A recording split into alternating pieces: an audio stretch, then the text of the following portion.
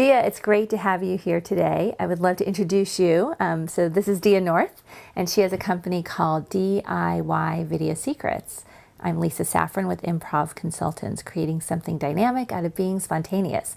Today we're going to interview Dia to find out a little bit about her company and some of the strategies she uses for making you comfortable when you're creating your own video at home.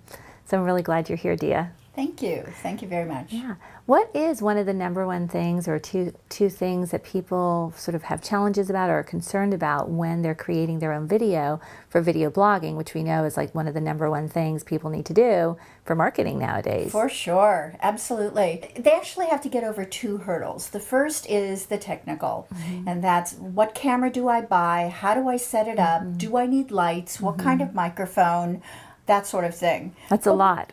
Well, it is a lot. But once all that's figured out, then the ongoing issue is, what do I say? Yes, I totally relate to that. And I even have that myself, even being an improviser and a public speaking coach. I know, but it's not. It's so true. Because I get scared too. Sometimes I get into that place where I feel like, what if someone's judging me? Or what if I don't know what to say? Or what if I come across looking like an idiot? I mean, we all have, I think, those tapes that go through our heads.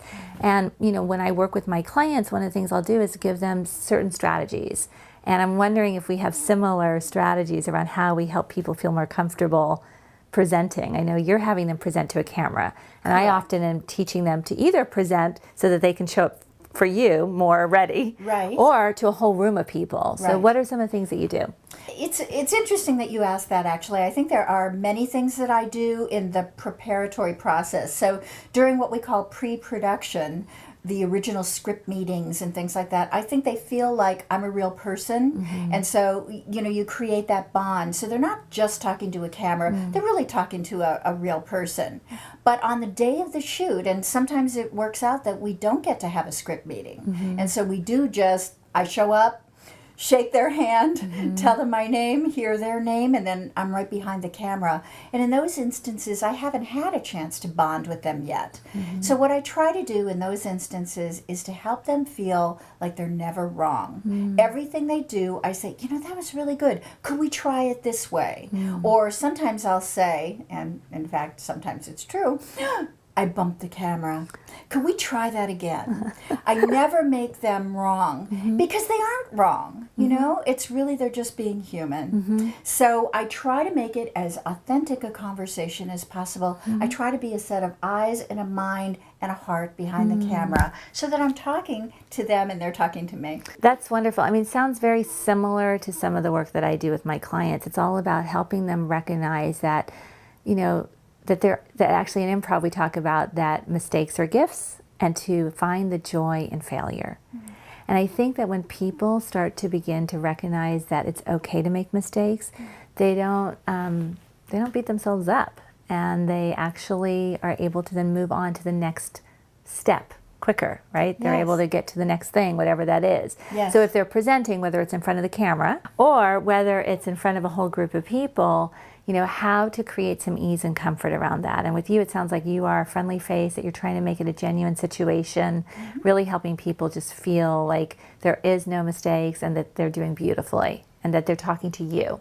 That's exactly right, because one of the things to know that's different between public speaking and about video is that you're actually really are talking to one person at a time. As the person clicks on the video on the internet or on your website, on YouTube, wherever it is, they're just looking at you and you're just looking at them. Usually that's not, you know, 10 people around the computer all doing it at the same time. It is a personal conversation. So the more you can create that situation of it being a personal conversation while you're filming it, the better it's going to come across at the end. I mean, that is something I feel like I still need to learn how to do effectively, because I'm really good at like bringing in lots of people and engaging like everyone, right? I'm a big everyone person. And when I coach my clients, often they're presenting in front of lots of people. And so it's about teaching them strategies that if you're in a huge room, pick out a friendly face on the left, pick out a friendly face dead center, pick out a friendly face on your right, and then deliver your presentation to those three people, which allows them to feel comfort in the room and allows everyone else to feel like they're talking to all of them. But what I'm hearing is it's essential that you're only speaking to one person when you do video. And I feel like that's an area that I still need to work on. So I'm excited that you have this new company, Do It Yourself Video Secrets. And I think I'm going to learn a lot from you. And I'm really glad that you were here today sharing your ideas with you. I'm Lisa Safran, improv consultants, creating something dynamic out of being spontaneous. And this has been my guest, Dia North, DIY Video Secrets.